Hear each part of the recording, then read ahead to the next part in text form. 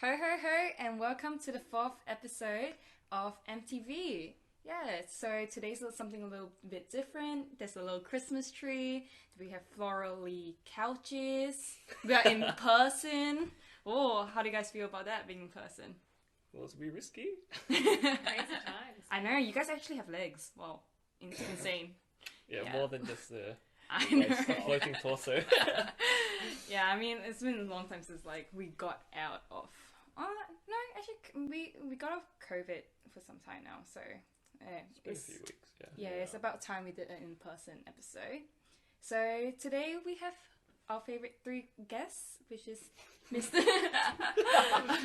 Favorite 3. Yeah, our favorite 3. You're already the favorite. I haven't been here before, but I'm already favorite. You're always our favorite. So we have Ben, Miss Ben Young, one of the coaches at Mallie's. Chris Young, president of the coach, mostly head coach, and also Cherie. So yeah, Chris, Cherie, you have been on MTV before. So what are your thoughts about coming back? Excited, and this time we get cookies and a drink. Some Pretty entertainment. good. The budget is really huge this time. Yeah, gone all We have out. upgraded, yeah, you know. Yeah, cookies, drinks, Christmas tree. This is high production value right here. All Yeah, provided for by Chris. The Christmas tree is just for the podcast as well. They're gonna take it down after this. Oh yeah, no. Did you move that there? Yeah. I did move my bauble so that it would be in the middle. Yeah, so if you guys, I'm not too sure whether you can see it, but this specific ornament has Cherie's name on You it. can walk so, it up. Yeah, I don't know. Should I walk up and show you guys? So it's specifically Cherie's name on it. Wow, Shout out to Cherie. Rachel from Embrace Education who bought me that for Christmas KK. I still use it many years on, so It's thank It's you. really cute. It's For really KK cute. is such a good idea, It's actually, a really because nice.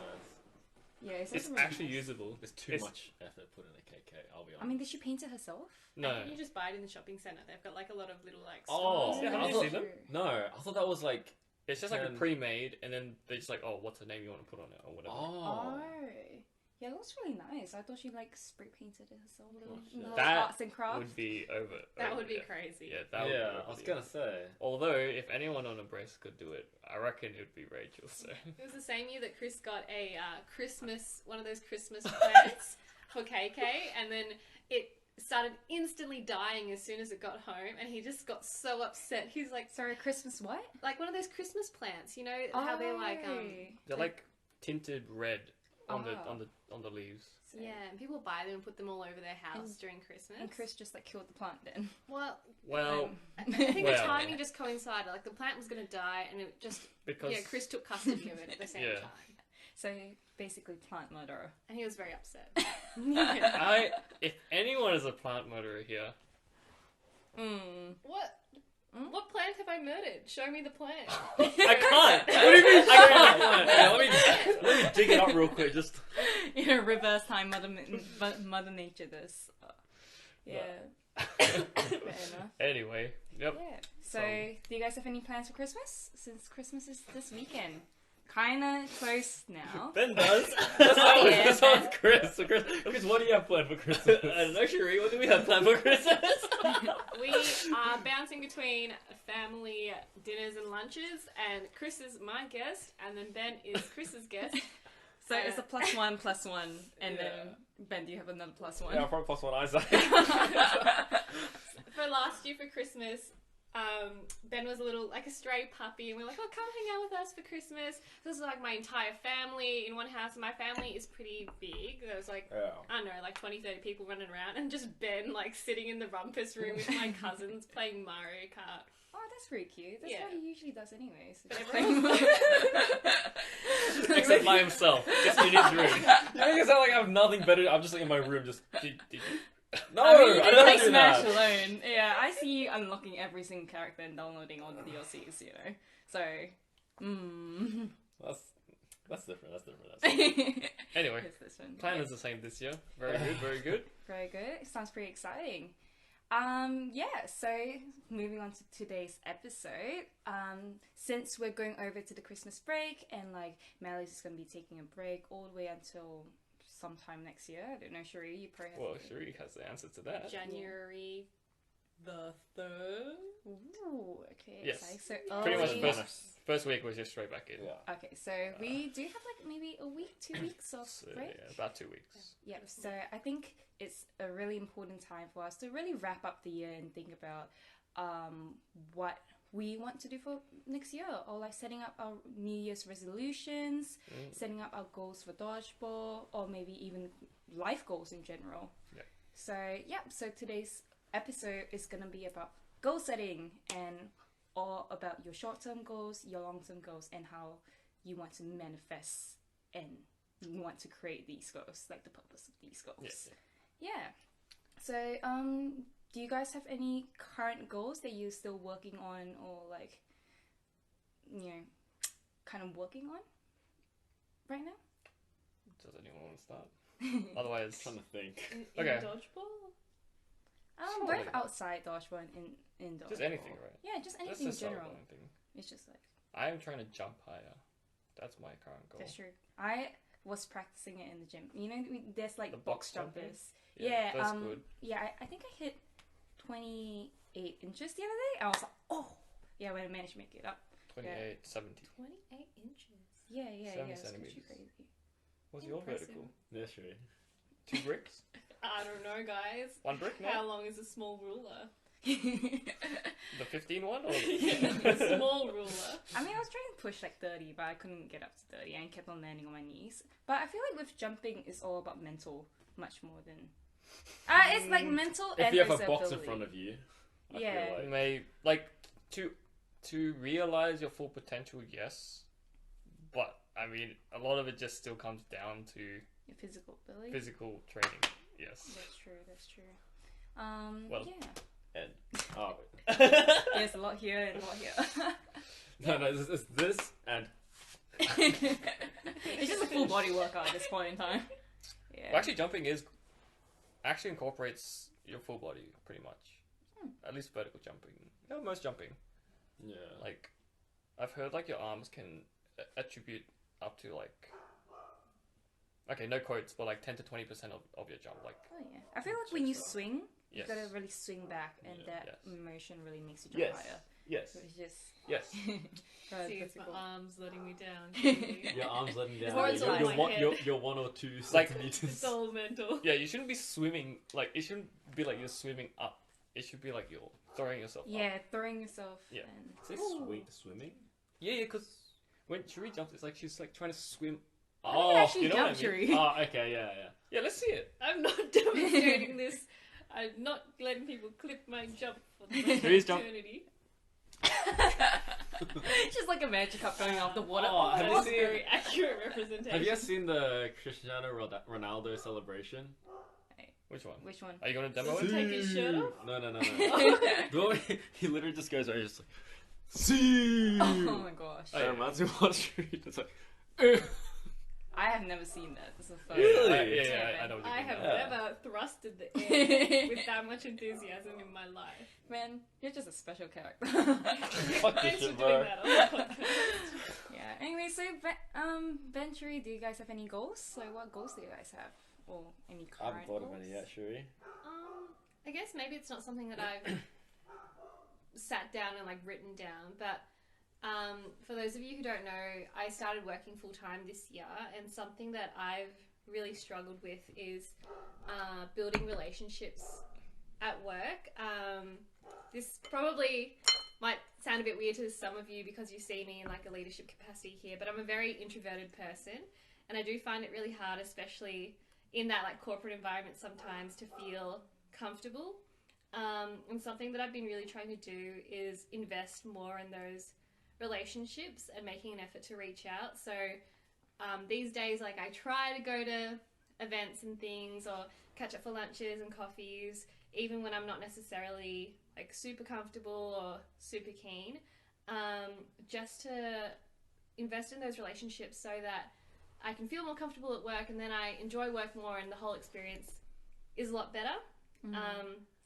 But it's just a reminder, especially when I'm working from home or there's not a lot of people around, to take time to reach out to people and like set up opportunities to strengthen those relationships, because it's hard. Definitely. Yeah. I think like for this year, I started in a city position as well. It's not really full time; it's more of a casual role, but it's also in like kind of a office environment. And but I reckon because my team is a little bit smaller than yours, so we do have that interaction quite a bit. But I also started my internship at first during COVID, so I think building relationships online was just incredibly difficult because you can't really see the nuances of people. You don't really know how to interact, and it's just like screen, just lock. There's like a physical barrier right there. Yeah, it's really easy to just kind of like not do any of that and kind of check out from everyone. Yeah, exactly. And I've been trying to be really conscious about finding ways to connect with people, even if it takes like a little bit of extra effort. Yeah, definitely. Just like taking every opportunity you get to just like explore or like just go out of your way to like talk in general. Yeah, it's good. Good on you, Cherie. Yeah, that's actually really nice. Good on you, Cherie. Yeah. Okay, Ben. Yeah, what's Okay, your babe, goal? what's up? Just anything. It could just be in your dodgeball as well. It could be something really small, could be something really big. I'm trying to think. I feel like all I have right now that I've really like sat down and thought, okay, I want to do this. It's just be fitter. Because I started going to the gym more. Yeah. That's basically where it stops. So, I mean, like, what do you do at the gym? Do you have like a specific muscle group do you want to target? No, right now it's just getting used to just going to the gym.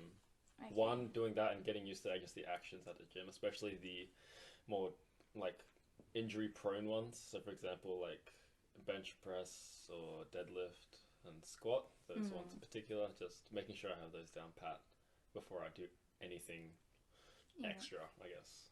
Yeah, So, definitely. that's...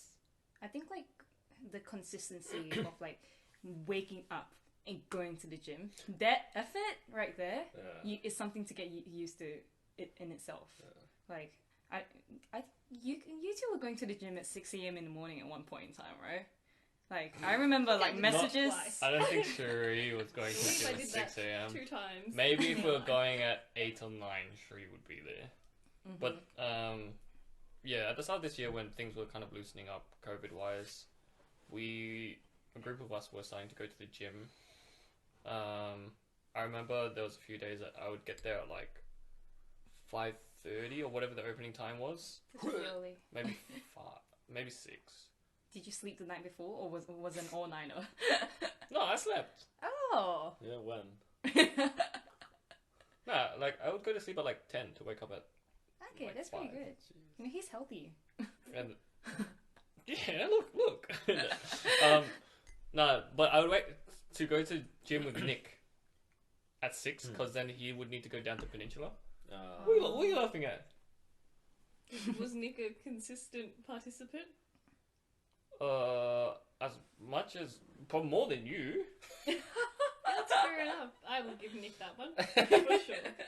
Almost as much as these guys. And then, I would wait around for a bit, and then you guys would come at, like, 9. Yeah. So yeah, I just go to Games Hall and get a throw in. There was a few times that I got told off because not free play time, but yeah, that's something else for off air. Yeah, fair enough. But I feel like with going to the gym as well, you gotta find a time that's suitable for you. Like even though 6 a.m. sounds like really admirable and like, wow, I really want to do that. But sometimes people just can't do it. Like, I can't do 6 a.m. sessions, but I go in for like maybe 8, and it like works out for me. So I think finding a schedule that works for you specifically is like way better than just like forcing it, you know, really pounding it. I agree. I think, like, for me, I really prioritize sleep, and that's something, I know it sounds real bad when I say it out loud, but No, sleep is really good. yeah, sleep is so important. And ever since I was, you know, in school, you know, even if I had something due tomorrow and it was getting really late, I'd say, no, I'm going to sleep now and I'm going to do it tomorrow. And I find anyway, for me, I work so much better that next day.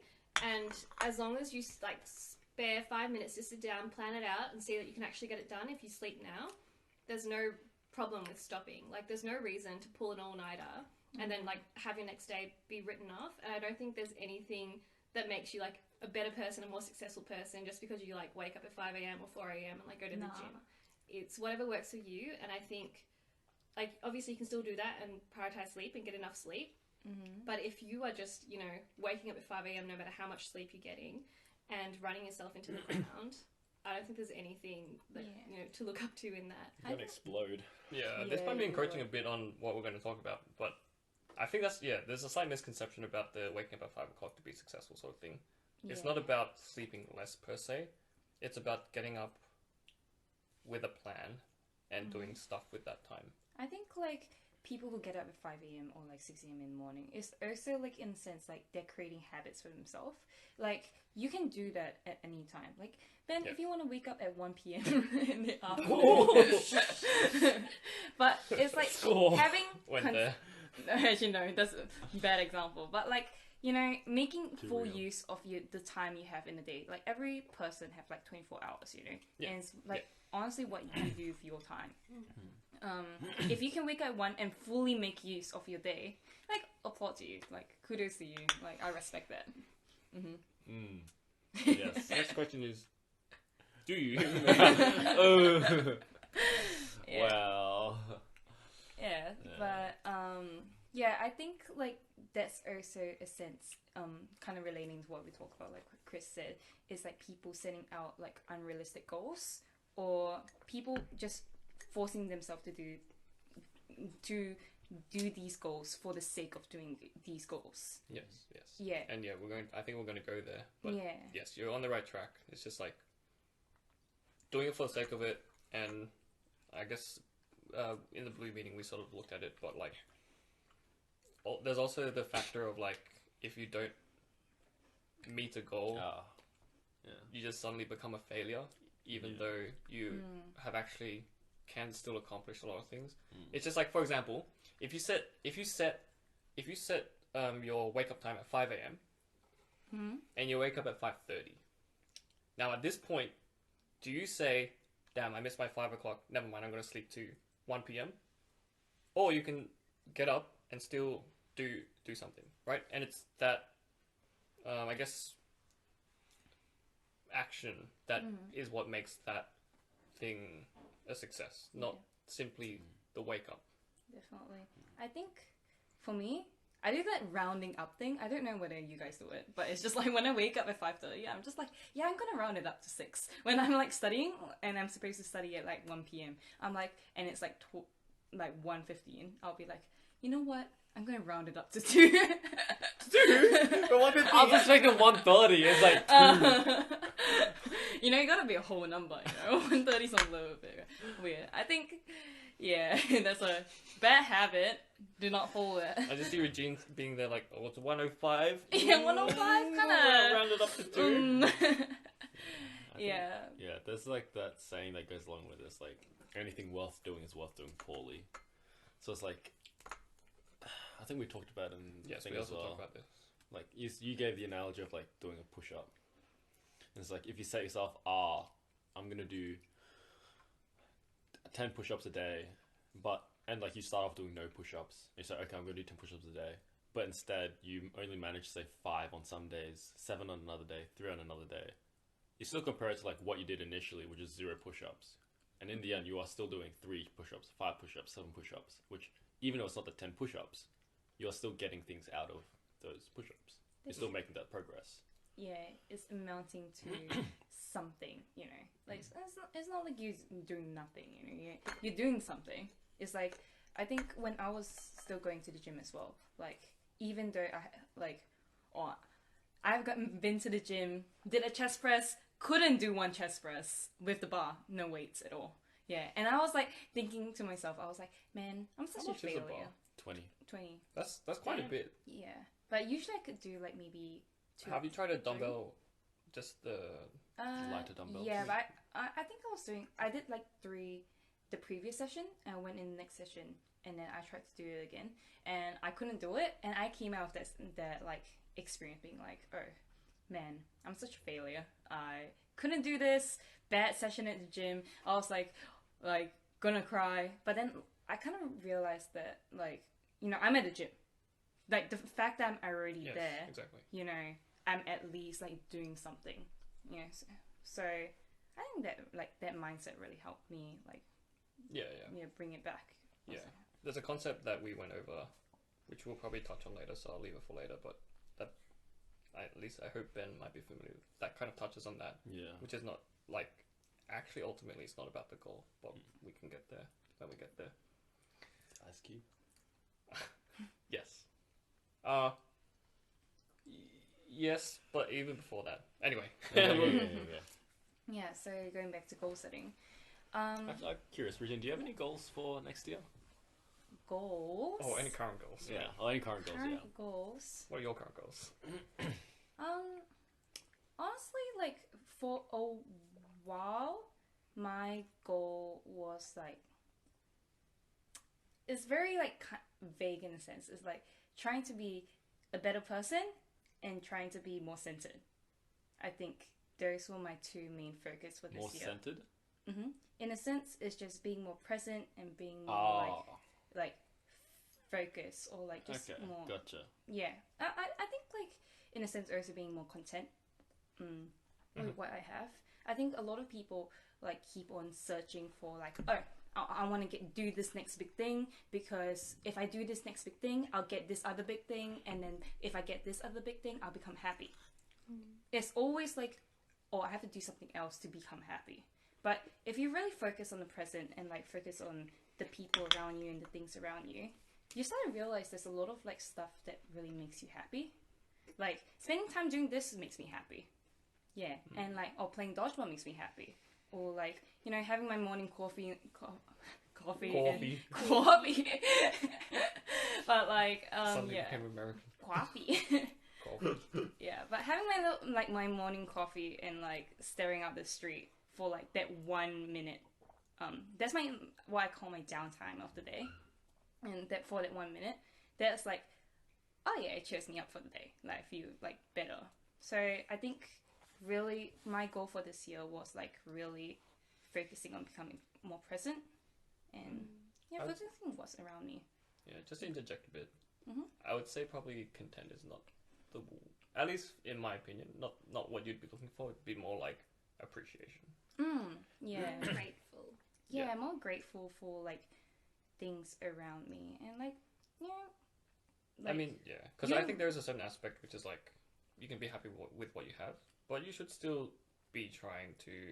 Yeah, definitely. You can't be stagnant. Yes. You can't be stagnant. You must, like, not must, but like, it's good to have that growth mindset of becoming better. That's why, like, both my goals were become a better person, which is, like, very vague in general, and it could be from, like, personal, like, development, also, like, physical development and stuff like that, but also, like, being appreciative on the way. Like, make sure to remember to smell the flowers, like, on the road that you walk. Yeah, that's my goals. But very good, very large, encompassing ones. Yeah. Definitely broader than my one. Jump. I want to jump. Just ooga booga. Ooga Jump booga. higher. Jump. I mean, like, I'm fair enough. Like, jumping higher makes you play better volleyball, and that brings a sort of happiness for you, right? Yeah. Yeah. I think there's also just the aspect of progressing in something that is appealing. And it's tangible, like you can see. Yes. Yeah. I think having tangible goals is, like, really important, because it's something you can see, something you can be like, oh, I did this, you know, like, for video marketing. I'm like, I made this video, and that's cool. But with, like, some of, like, my personal goals, like being content or, like, being a better person, you don't really know whether you're a better person or not. No one knows. I don't wake up one morning and become like, oh yeah, I think I'm a better person today. I think wanting to be a better person makes you a better person already. Oh. But yeah, I think being grateful for what you have in life makes such a big difference. And when it comes to the goals around your happiness, I think they generally have to be quite vague, because otherwise it makes it hard to, like, really pinpoint the things that are going to make you happier. But saying that I'm going to try and be more grateful, or at least express that gratitude, even though it's broad. Like, does that mean I'm going to say thank you to the barista who gives me the coffee, or does that mean I'm going to tell my friend that, you know, I really love and care about them. Yeah. It's broad, but it does make you happier. Yeah, I think like for me as well, like being appreciative or thankful does not like necessarily mean like doing actions. It's like probably more of a feeling of innate, like wanting to do, like to be thankful. You know, you don't do this because like, oh, I'm feeling appreciative today and I want this so that I can feel appreciative. But it's more like, oh, I like you as a person and I want to like thank you for that. If you get where I'm coming from. Yeah, it's not a you kind of or me kind of thing, but more you do it for the other person. Yeah. I mean, yeah, I think it's kind of more like a state of mind sort of thing, like, and something that you have to consciously make sure you kind of maintain, which is, I guess, something ingrained in habits as well. But yeah, I mean, it really is a habit to be grateful for what you have.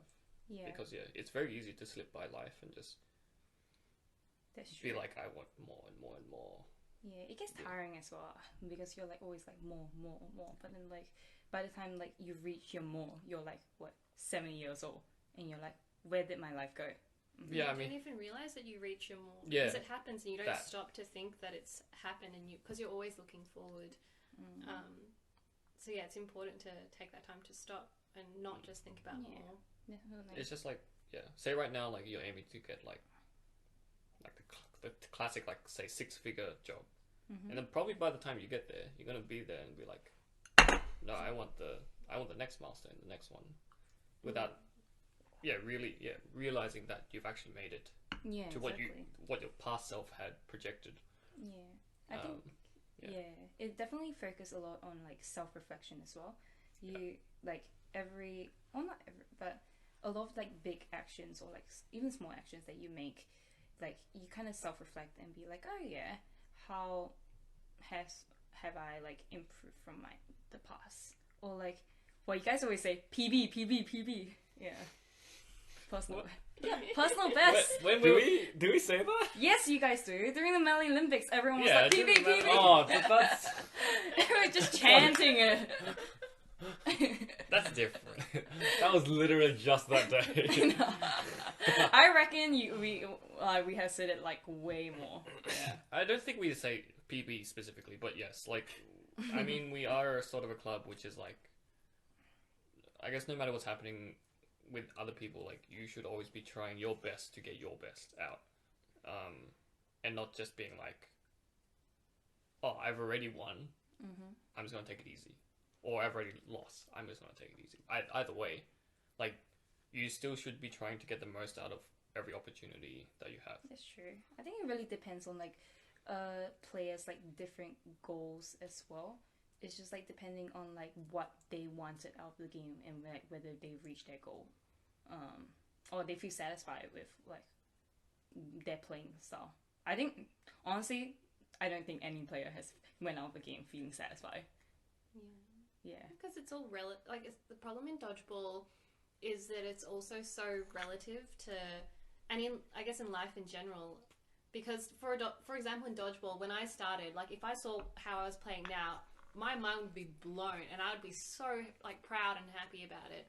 But at the moment I'm like, goddamn, like I could be so much better at this sport, because like as you get better, you play better players, and then obviously you're like, I need to get even better, or I'm still like relatively bad. And the same thing with making money. It's like, once you make 100k, you're probably looking at buying a big house or like a nicer car, and then all of a sudden it feels like you're at the same spot money-wise, or worse. And so you keep aiming higher and higher. And in Dodgeball, I think, especially because there are such big skill gaps at the moment, like there's always some team or some person who's gonna, you know, thump you, and you're not gonna feel satisfied. Definitely. Yeah, it's kind of one of those classic, the more you know, the less you know situations. Yeah. It's like big fish, small pond, small fish, big pond. I'm not too sure. Yeah. I've never heard that one. Have you not? It's what? Really? Yeah, like a big fish in the small pond. So it's kind of like, hold on. Oh, I see. I get it. It's the same fish. I get it. Yeah, it's the same fish, but it's in different size ponds. Yeah, so just So- your environment changes, which then changes It's more your like perspective. big fish in a small pond, Yeah. but small fish in a big pond. Yes, exactly that.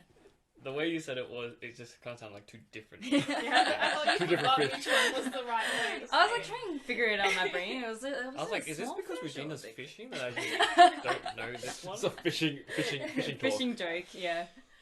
So what I said about Dodgeball doesn't apply to Chris because he's just sitting around at the top being like, I want to Nice. jump No, no, it's the same thing though, because like yes, I might be able to execute higher things, but then from there, right, I want to be up here.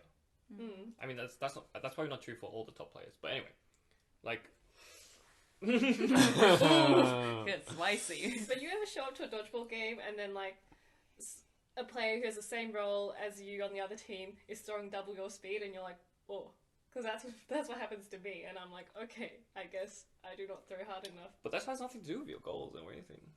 But like I just I mean, that's how I feel when I'm winging against Chris. He just like I can't really get too close, otherwise I get run down and get booped on the face. stay too far away and he boops my team. That is unfortunate, isn't it? I guess it's just like innately comparing yourself to like other people, especially with Dodgeball. It's like right in front of you, so you can directly see what is happening. So, like, even though you have set up like specific goals for yourself, you can't help but like compare yes. yourself. Yes, Yeah. that's true. And And you feel like bad after because you're like, why aren't I good enough? Which is, I think, a question that like goes across like it's a everyone's common, mind. yeah. It's a like super common thought process. Yeah, but yeah, relating back to like goal setting as well. I feel like even though like you innately compare yourself, like, and you see that happening, I feel like after the match, if you have satisfied your goals, would you say like you have felt like happy about it, or like, you know, you feel satisfied? Like, what are your thoughts about it? I think it's maybe hard to separate your satisfaction with your goals and Mm. satisfaction with the game. Yeah. Straight It's after so a game. tied to the outcome.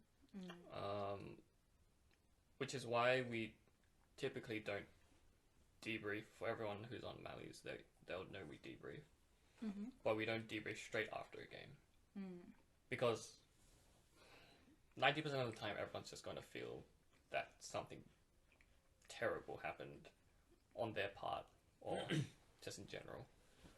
But then maybe, yeah, with that, I guess, allowance for time to reflect, you get just a bit more accurate, like, that wasn't as bad as I thought it was at the time. Sort of reflection, Yeah. and hopefully that can bring about more, I guess, constructive things down the line. Yeah, fair enough. Yeah, tell me more about like your reflection process, or like do you have a reflection process, or do you think about like the technicals or gameplay, or like reflection is so broad in general. Is there like Yeah, a specific routine you go into? I think we slightly touched on this at dinner. Yeah.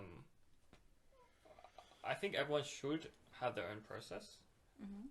It can be based on someone else, but you should find what works for you. As with many things, it is finding what works for you, because everyone's their own person. For me, as we were kind of talking about a bit before, I guess the scenario that was raised, actually, just I guess to give a bit of context, was like, say you get hit out in a game, kind of at what point do you reflect on that moment? And for me, it is sort of instant, but I don't kind of go into too much detail, and definitely like try to avoid like kind of technical analysis, like not think, and like this is for me, and for other people it might be different, so just putting a big disclaimer on that one, but not necessarily thinking about, oh, I needed to sidestep, or I needed to do this or that. I am very aware that for other people, actually, that is an important thing. I guess just the part of my journey that I'm up to, it's not really kind of part of it. For me, it's more like, okay, should I have been there at that point in time? And it's more strategic sort of analysis, saying, okay, maybe like for the rest of this match, like I can't really be pressing up that hard against the opponent, or I need to make sure to watch for this particular person, or I need to aim to kill him early so that I don't need to worry about it, kind of thing.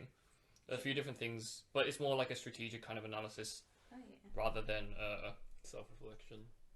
Well, pinpointing the technical. It is still a reflection of sorts.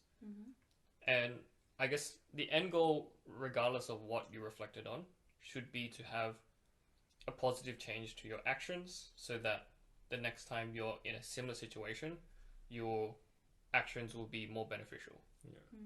Would you say like you reflect on the spot and then your actions will be like kind of executed in the next set?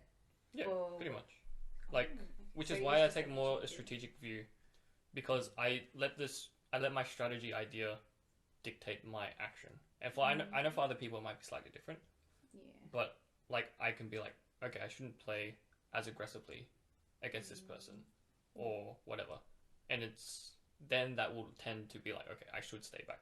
Or it could be the other way around, like I should have been more aggressive, like so then I will push up more naturally, but not because I'm specifically thinking about, okay, I should have been standing up. Yeah, fair enough. I think like for me, because I'm a player of like low skill, not demons, but I don't think it's a demon thing, but yeah.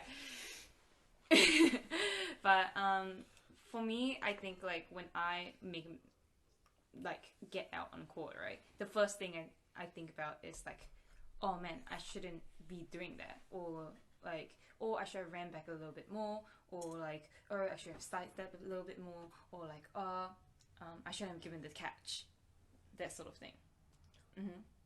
Like I think like the difference there is like for me, it's focused on my actions and what I did that caused me to be out, instead of like a strategic overview of like, oh, what can I do to make this game better? Yeah. I'd say your role on your teams in general is a little bit different to mine as well. The moments that you do get to hold a ball are generally in a similar sort of situation every time. While for me, because I'm a wing, I'm holding the ball all the time, so I have a little bit more of a say on like what happens in the game. Yeah, what's happening. Yeah. So like for example, probably a typical one that you might find yourself in is like last ball, or for example, not even last ball, but just like your team is retreating, but you need to go up to pressure off people. And I guess because you're kind of in a similar situation every single time, reflecting on the specific decision you made for that scenario is actually useful, because you will tend to find yourself in that scenario again in that game. That's true. Dodgeball has very like specific scenarios that I believe we have all went through during training multiple times. Yeah, there are some scenarios that definitely come up a lot because, well. Yeah, so Ben, Cherie, do you guys have any like process for like self-reflection, or like, you know, what happens like during a game or like after a game? Well, since Cherie is busy, Occupied. Spilling her cheeks. Chipmunking. Usually in the middle of a game, not too much goes through my head, except... That's not what we want to hear. I mean, I haven't finished yet.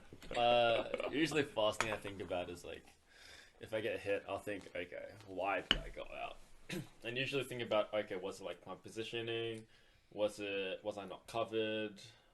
Was I like, yeah, it's more, I think it's also, my thought process is also a little less like yours, Regine. So I do a little less on technical, unless it's blatantly obvious. For example, if I'm running back and I just don't go sideways, I just run back, I just get hit, I'm like, well, that was dumb. Like then obviously like, yeah, okay, just wake up more, focus, and actually move. But I think most of my self-reflection happens immediately after the game. Like, what I usually do a lot on Sundays especially is, because Sundays gets really hot, because it's like ventilation is usually pretty bad. It's like a lot of bodies in there, so it just gets really Yeah. sweaty. So after a game, we usually just take my extra top, go outside, and while I'm just like outside, just cooling down, I'll walk around a bit and just like, okay, in my head, how often did I die at the back? How often did I die in the middle? How often did I die in the rush? How often was I able to kill from, say, countering? And then, so I run through in my head, like, okay, roughly, like, it's a lot, not much, barely, anything at all. And I'm like, okay, so what can I pinpoint here? What can I focus on for next time? And then I'll just jot it down on my phone. Is that actually what you think about? Like, for example, like So- on... Oh, yeah, you go first. Like on Sundays, for example, I'll take my top, go to the back of the gym hall thingy. And I was like, okay, I didn't die too much at the back. Most of the time I died was when I was running up, or if I'm retreating back and it's like a missed block. I think, okay, so note down, what to train, block. Don't need to focus as much of my training time on, like, say, dodging practice, for example. And I think, okay, how, like, me against my wing, for example, I think it was like, I was up against Ainsley once. It's like, okay, was I able to kill Ainsley much? Was I able to pressure him off? And I realized, well, no, not really. He kind of had free reign over the entire game. So I was like, okay, need to, especially when I'm intimidated by the opposing player, because Ainsley is a very scary man. He is a very scary man. Yeah. If I ever do find myself in this situation, I need to remember, and so I did jot this down actually, I need to remember to kind of assert myself in that position, because I feel like, especially if you find yourself on wing, if you let the other player kind of walk freely, they're able to restrict you so much more, and it's just so much harder to play against, That's true. and it's so much less useful to your team as well. So like stuff like that, I'll think, okay, this did work, this really didn't work, and then Okay, interesting. Yeah, because I was about to ask, like, do you not think about what went well?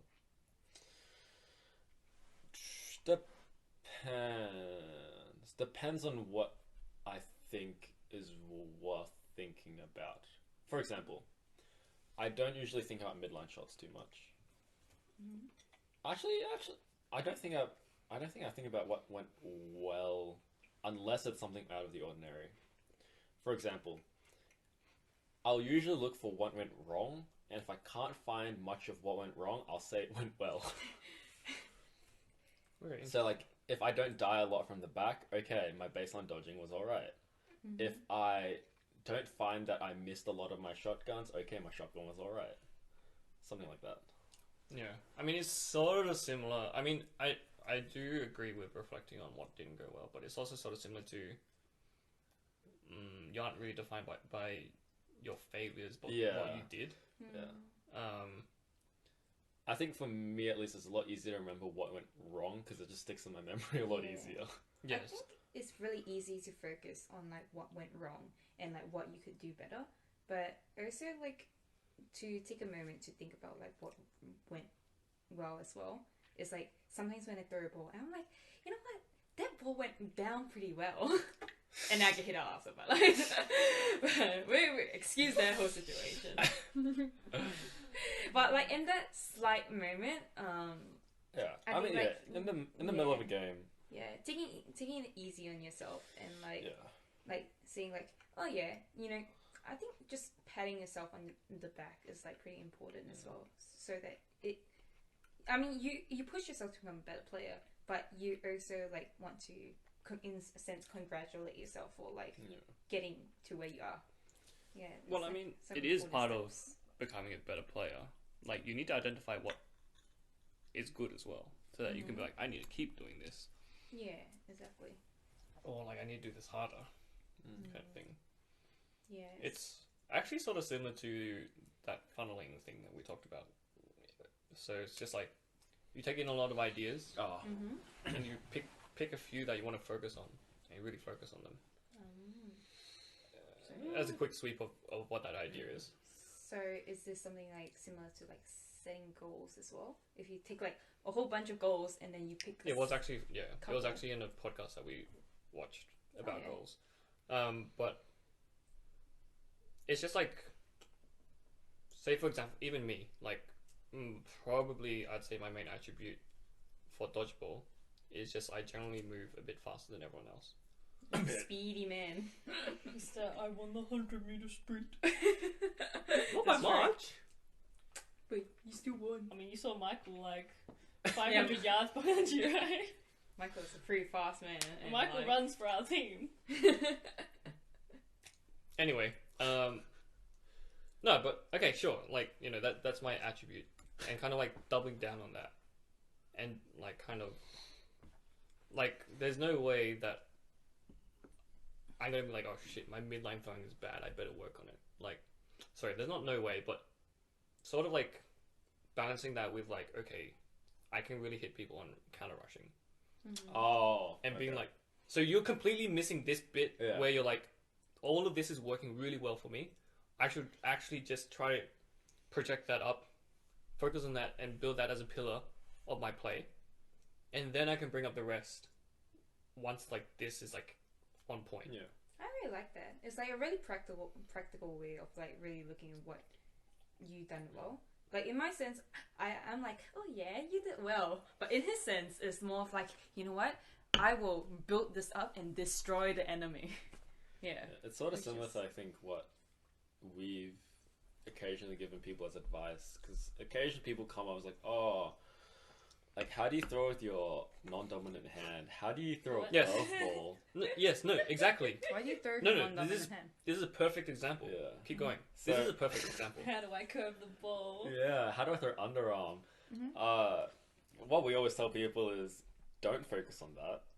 Don't Do even it. think about it. Like, maybe if you have free time and you're really bored, go for it. But it's really important, especially in dodgeball, to just focus on having one really clean, high-level weapon, just your one straight throw, and just perfect that. Just make people fear that. And that's, like, having that as a starting block, and then building the rest of your kit around it is so much more beneficial as your development as a player, as opposed to having like 5 or 10 different throws, but like they're all like mediocre. Yeah. You kind of don't want to be like a jack of all trades, but you want to have like one thing. In a sense. You Jack want to of be like a Jack- mediocre jack of all. trades makes Yeah. it sound like you're pretty good at everything. Yeah, It's yeah. more like you don't want to spread yourself too thin. Yes, Mm. because in dodgeball, like you can only spend like a finite amount of time focusing on each thing, right? I mean, yeah, in its current state. Yeah, in its like, current state. Probably 100 years from now, if the sport grows up enough, Dodgeball there will. the If the Olympics. planet is still alive. 100 years in the future. I mean, yeah. So there will be people who like dedicate enough time to be good at everything, just like in every Yeah. other. That has happened in every other sport. Like, Yeah. Mm-hmm. if to be a pro, you have to be able to do everything. Mm. But right now, I mean, right now, but also just in general for beginners, like you need to really focus on certain things, get them up, and then you can start building up other things. Definitely. Then how about you, Cherie? Do you have like a self-reflection routine? I completely forgot this is what that was about. Yeah.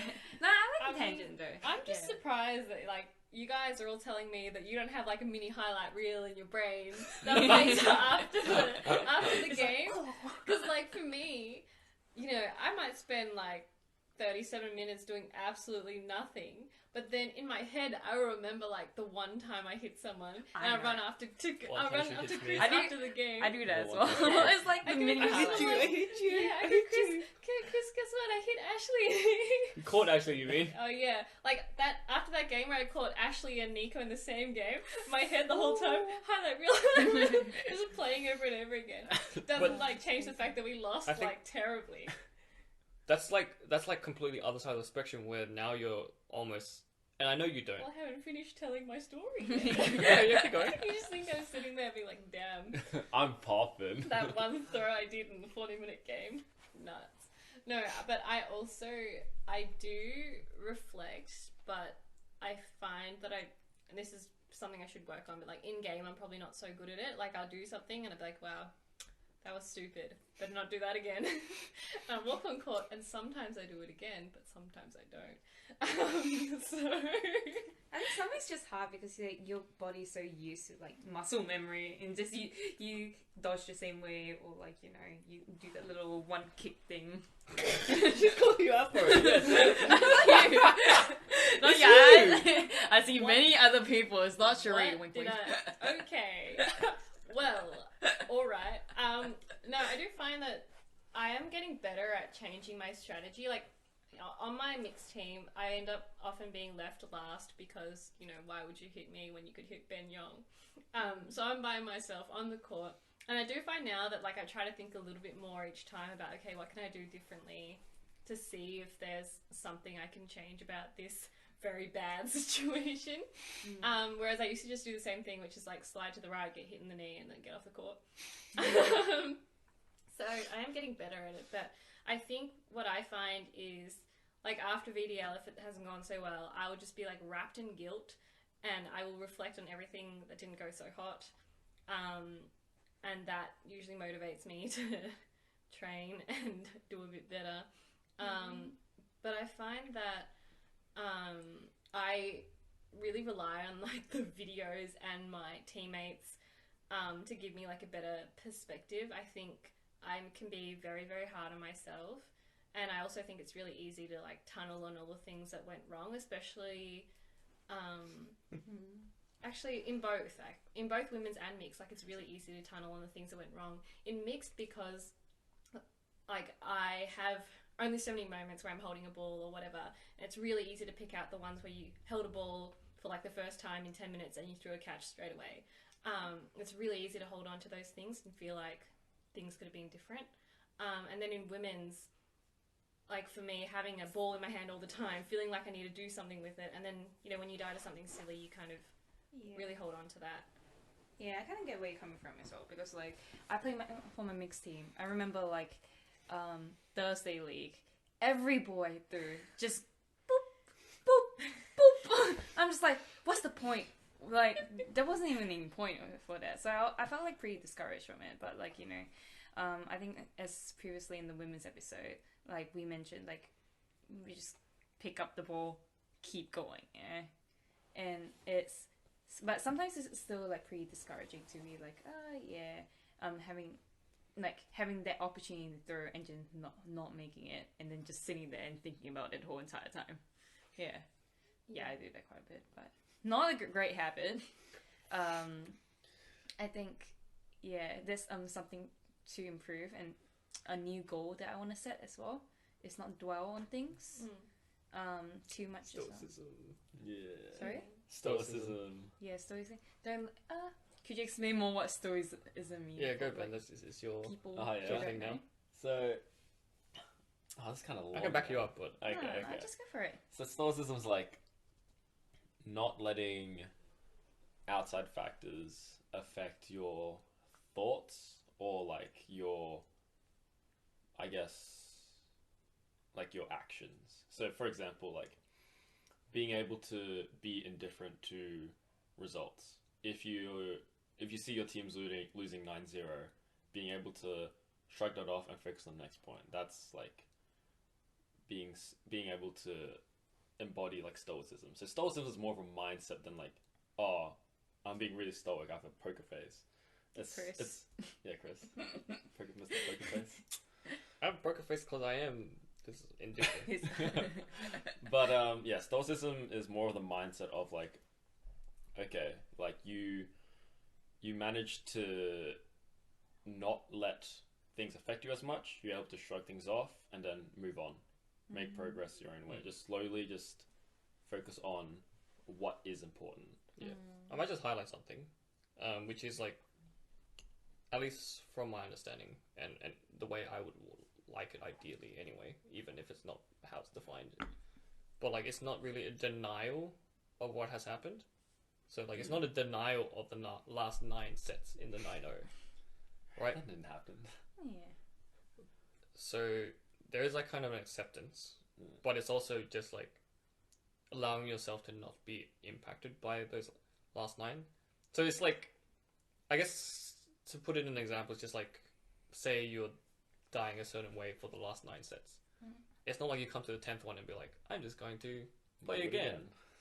Run it back. Right? So, like, Run it again. it's still being able to take those last 9 sets and get something constructive out of it, but then also not getting bogged down and, like, pulled into some sort of mind void where you can't think or see or hear That's anything. true.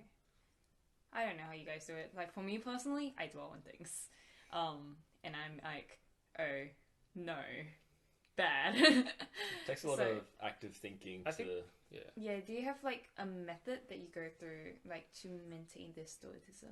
Or, like, how do you formulate this mindset in your head? Like, what do you think about? I'd like to hear what Ben thinks. Yeah.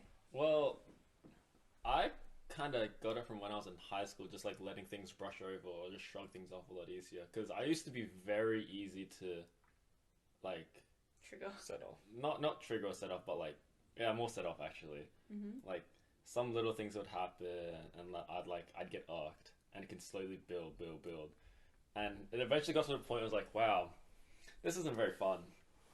So, in my head, I'm like, okay, let's just ignore it, just leave it.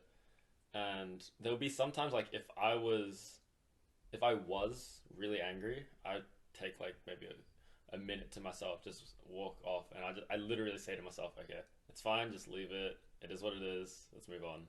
Mm-hmm. And I would come back. And then, I guess that sort of scenario happened enough. I guess it's not good that happened a lot, but it happened enough that, like, I don't have to take that minute to shrug it off. I can sort of internalize it a lot more in my head, and it just sort of becomes more automatic. Yes, I think Ben has inadvertently touched on what I would have raised, which is, I think it is a practice. It's not something that I'm going to tell you, here are the 3 steps, and you're suddenly going to be able to pull it So off. I'll become Chris Leong. I'll manifest this Chris Leong Hyun. Yeah. So yeah, honestly, like, my journey has been similar to what Ben sounds like. Like, I mean, also, like, as a young kid as well, I feel like that plays into it a little bit. But I guess my background is tennis, but so, like, if you aren't, like, hitting the way you envisioned it to be, or you're just, like, slamming into the net or whatever, or out, like, I remember being pretty easily, like, frustrated with those kind of things. And I guess there was just a tipping point where I realized, like, and I know this kind of sounds cliche, but, like, in the moment, like, it's a real thing. So, like, but a point where I was just realizing, like, you know, getting angry and just bashing it harder, because that's what you do. Yeah. More power. Doesn't actually work. So yeah, like, and then from there, it's just like, yeah, as I said, it's a practice. Just like being able to step back and trying to objectively think about what's best to do, not what you feel like doing. Yeah, is, I think, pretty much key to that. And then, yeah, eventually the emotions follow through. I think that's sort of what you sort of touched on. Like, once you kind of action it enough, make it a habit, then you can kind of settle your emotions on, like, not getting too frustrated with it, because you know you have this reliable process of coming back. I think that's maybe part of it. So, like, once you realize that, yes, this system actually works, like, you know that by staying cool and calm, you're more likely to get to where you want to be, rather than just exploding and not being able to do anything. Yeah, definitely. Well, Cherie, do you have any, like, thoughts about stoicism, or have you expressed any? Are you a stoic Have you lady? explored it? Cherie, you're pretty stoic, right? Are you a stoic Am lady? I stoic? Peck I your don't face? think I'm very stoic. I think for me, something that has actually really helped has been playing on Wednesdays with the ladies on PMS. Something that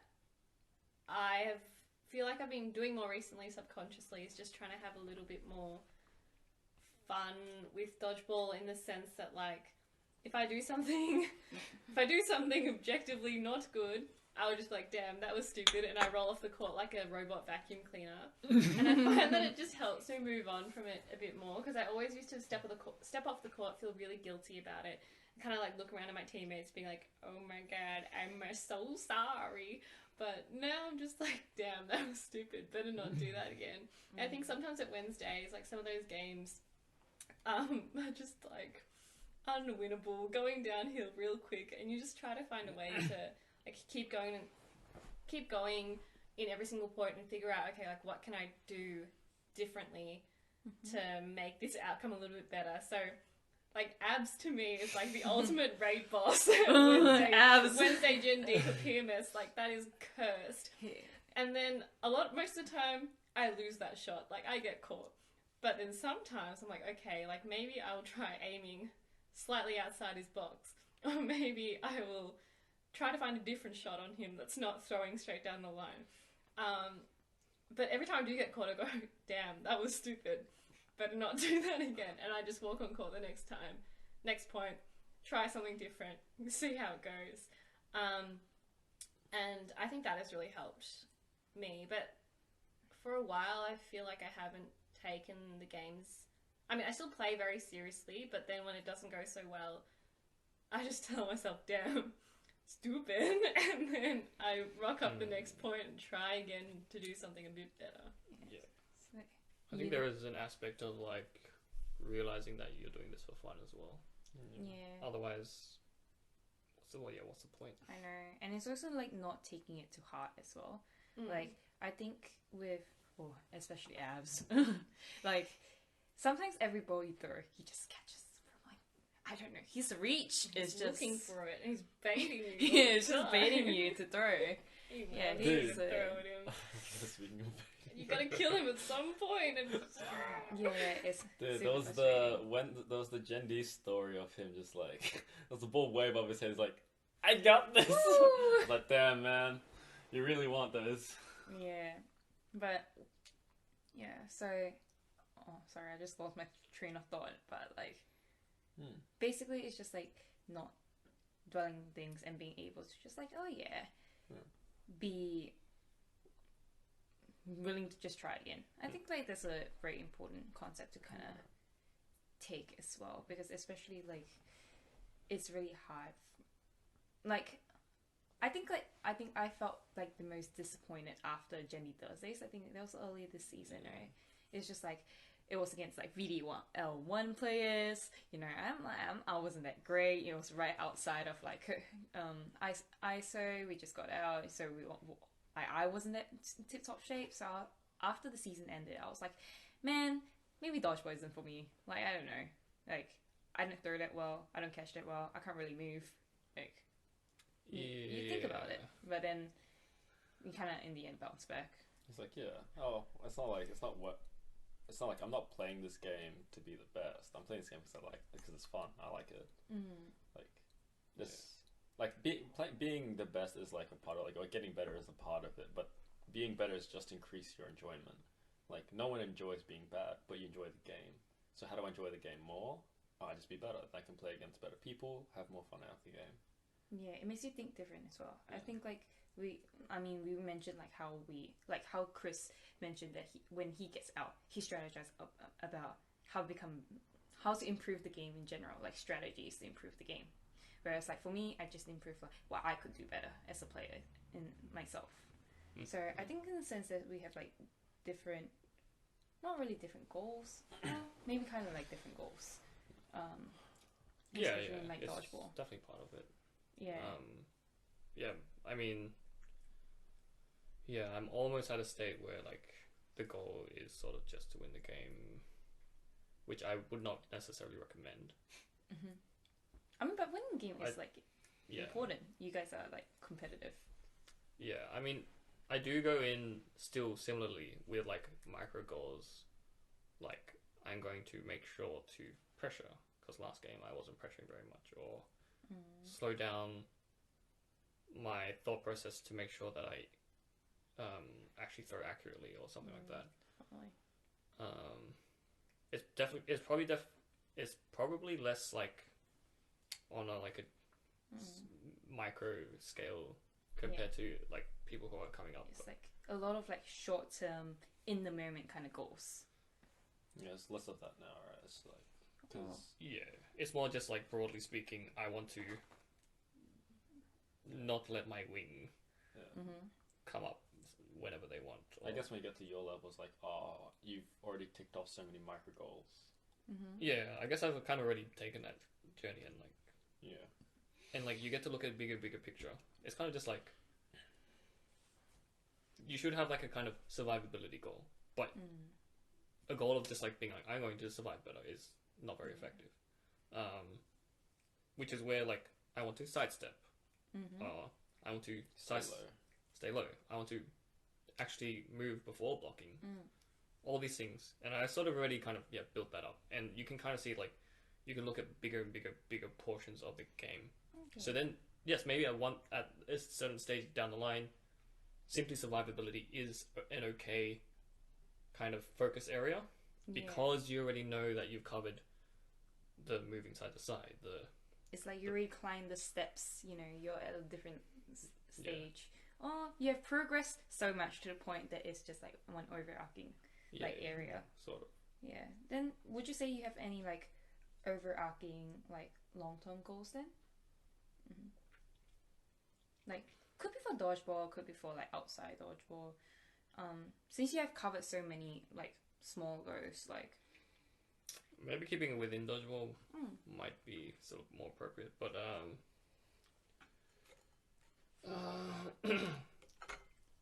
long-term goals. I mean, I want to become the very best. concretely wise, like, yeah, I mean, continuing to make the Oz team, I guess, is probably the most concrete thing I can say.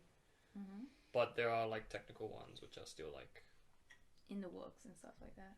Like being able to hit something 10 times in a row. Or... yeah, like crazy accuracy. Yeah. Or moving faster, which is part of like the jumping higher one. Jumping higher one is just a step to moving faster.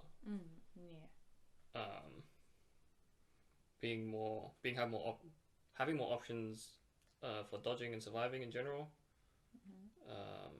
Which is where like yes, I guess since 2019 I know Ben and Cherie definitely know. I'm not sure if you've watched many of my games, but like I'm, I guess, experimenting more with like the floor or like being in the air. Pancake. This is very innovative. Probably the most innovative player that we have around at the moment. Wait, so always trying weird, bizarre looking things that are very annoying. You know, like in my scenes, I seen the egg beater, I have the turtle, you know. It's kind of similar. I like We're a different also innovative. spectrum of innovative. We're innovating all around. Different levels, but also egg beater, turtle, this is pancake. I mean, we're creating to be moves. fair, that is legitimate experimentation. I guess there is also the next step of realizing maybe it's not working. Effectiveness. Yeah. Maybe putting the ball underneath me is not a good idea. I've done that before. It's like hiding the ball, and then realize, wait, why am I hiding the ball?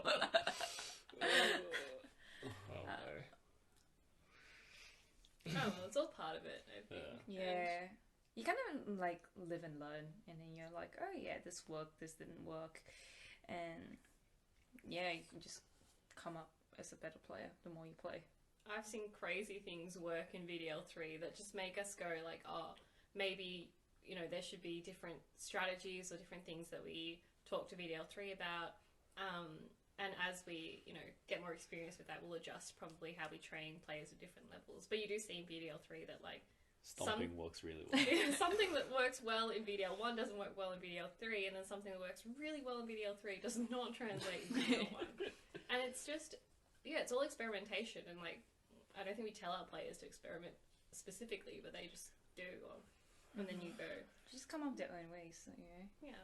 Egg beater. And it's important. Like, the sport is so new that there's no way that the way we're playing now is like the optimal way, in the same way that will be played in 100 years. Like, Oh, maybe. There's a chance. There is always a chance. Yeah, maybe, but like I reckon there'll be other things that they find. Yeah. Like, they might be like, okay, this is where we put people who can throw underarm, this is where we put people who can throw sidearm, and like have some weird combos. Maybe they'll stand in a line, like Maybe it's like gonna be like volleyball where everyone has like a position. Oh, we do have position, but like, you know, specific subs, float, kind of. In the end, like just yeah. oh, none of you guys play Smash Bros. Melee, right? Or do you guys know what 20XX is? No. Okay, so in Melee, Fox is considered, generally speaking, generally the best character. So the options he has available to him in the game is just like by far and none, just generally speaking, the best. So there's this theory of it. 20XX is the year when everyone plays Fox. Everyone's got tech skill down to a pat. Everyone's got combos fully down. And eventually people just, when they rock up, they just play rock, paper, scissors. That's it. Because everything's already fully done. That's what 20XX is. Kind of like, having a solved game. Yeah, solved game. Yeah. So like imagine just in Dodgeball, everyone just becomes insanely accurate. It's just like, okay, we might as well just like throw every ball. And just imagine like in 20XX for Dodgeball, we just throw every ball because we're so accurate. Yeah, it's just not worth holding onto a ball. I mean, it might happen. Yeah. Maybe. Just imagine. It's a possibility. It's so funny if that I mean, ends up happening. Yeah, I guess it has, and even for that, I reckon you'll never get to that. No. Because there's always that aspect of, it's just who can hold perfect for longer. Yeah. I kind of equate it to tennis, like... Yeah, like people drop off. Yeah, or like... Yeah, I guess just that exceedingly physical aspect, like, you're always going to have people who are faster or specialize in something, and that will eventuate to them having a slight edge. And it's really going to be about playing around the slight edges. But I do think also the team aspect of the sport does allow for, I guess, preventing that sort of happening. Yeah. Maybe if you compare it to volleyball, it might be a better comparison, where like, men's is really just like who gets to set up first properly, and like, whoever gets the first proper hit, kind of wins that point. I feel like with volleyball is... Oh, sorry? No. No, I was like, I feel like with volleyball as well, it's just like who's taller, who's genetically blessed. Yeah, but that's what like, the state volleyball's gotten to now, is that they have enough numbers that are interested that they can field a team of all people who are just really tall and just like big guys for the most part. That like, it does come down to who does get that set up to like use everything, just bang. But I think there's a lot of things to figure out in Dodgeball. Like, I think the role of women in mixed teams, like, there's still so much room there for it to change. And I think the rush as well. Like, I feel like the normal rush that people do, probably not. Like, it's probably because the skill level at the moment is that, like, a lot of times people miss on rush even when you're, like, 5 meters away from each other. But if your accuracy was better, like, you could do more innovative rushes. Yeah. And I mean, it's if just you like can the Phantom utilize, rush. and utilize the women on your team a bit better. What's this Phantom Rush? Back when Nathan Tang was on that team, yeah. He'd run and grab 2 balls and pass it to 2 shotgunners. Oh wow, okay. That's unique. So they did a lot of double and like triple shotguns even. Like, and like sometimes it worked, and like it really puts other teams off because other teams don't really innovate their shotgun very much. Like Bears, for example, has like they have a unique one. They have a unique shotgun that like they do, and they've got it. They've done it so much they got it down pat, and it just works so well. So what's this shotgun? Oh, so they use the normal set up in that 2 balls on the outside, 1 ball on the inside, but the inside ball gets passed all the way to their left, and the outside ball 1 gets passed right next to them. Oh, okay. And then usually, because the guy that takes their left shot is Big Mike, and he's a big arm, and he's usually a big target to go for as well. Just what happens basically every time is Big Mike will take a shot, the other team's shotgun will throw at him, and then usually like Vincent or someone coming up will take the outside ball and then kill them. And it usually ends up with like equal or +1 for them. That's pretty innovative. They really accustomed it to their team and their team, like, because they know like Big Mike is going to be at like left wing, and like people are gonna aim for that because like, he's a threat. They very much have like tried and tested this, and like it's very much like a speciality of theirs almost at this point. Just it doesn't work as well with a lot of other teams as it does with them. I don't think they'll be able to do it anymore. But anyway, potentially we can Who did play for steer that? back to, I guess, the main topic, Yeah. and maybe I can lead it a bit. But Mm-hmm. I guess we can open with, why do we think goal setting is important at all? Yeah. And then see where we go. Definitely. Try to get. For me personally, I think like for goal setting, it just helps me like in direction. So you know, like, okay, this is very like vague and like I know very like dreamy in a sense, but like you know we come to people as like infants and we don't really have a direction. But if we set out concrete goals and set out like things that we want in the future, we are kind of setting out a path of what we want to do in life, and that gives me a sense of direction in the sense that I know that this is like the sort of path that I want to take, you know, and it's the sort of path that I feel satisfied with. Not stagnant, like I will keep on growing, but it's a path that like I want to keep on going for. So this is probably the main reason why I set goals, is so that in a sense become a better person. Like that's my overarching goal, was like become a better person. Yeah, sure. So you set mini goals in between, and these are your short term, and there's an ultimatum at the end. But I also don't know whether I'm going to reach the ultimatum, but you know, it's just having that mentality. Mm-hmm. Interesting. Thoughts? Why is goal setting important? You guys ever seen that like life hack where instead of buying a treadmill, you just like Run. Sorry. What? no, you just like pour oil or butter or something on your tiles, and then you hold onto your kitchen counter and just start running. No, but I can see. I never can heard see of it that, working. but- I Okay. haven't, but go on. Okay, well, you guys obviously don't doom scroll enough through YouTube Shorts, but anyway, I feel like it's really easy to end up feeling like you're just doing that, you know, like you're doing a whole lot of something, not really going anywhere, just running on butter in your kitchen, you know? Mm-hmm. And I think that having a goal, for me anyway, just gives me a sense of moving forward in something. So for me, when I was 8 years old, I said, I want to be a lawyer. I'm going to go to McRobertson Girls High School. I'm going to University of Melbourne, and I'm going to be a lawyer at the end of that. And that was my goal. What? And, Yep. You thought that far? yeah. Jesus I was Christ. a Meanwhile, me here. very interesting child. And I was picking my nose, man. I was like chilling around with my little like tricycle, like going around the neighborhood, like looking I at other was people. a weird kid. Like, I used to love watching Today Tonight every night, and I love watching, yeah. Still don't watch that thing. Can you explain to the viewers what's Today Tonight?